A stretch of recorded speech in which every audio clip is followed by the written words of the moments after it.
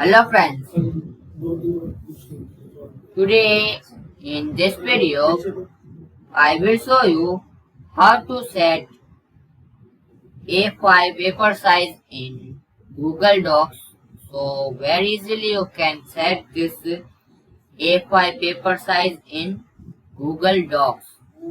So firstly need to click on Files,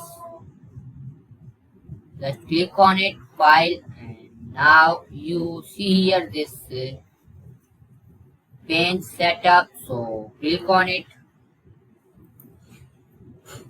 Now here you see this paper size, so just click on it.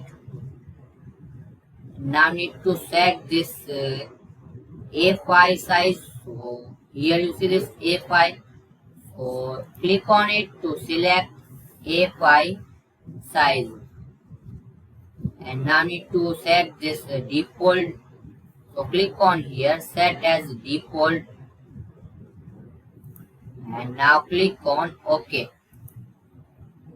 Now your paper size is A5. So this way you can very easily set A5 paper size in Google Docs. So thanks for watching.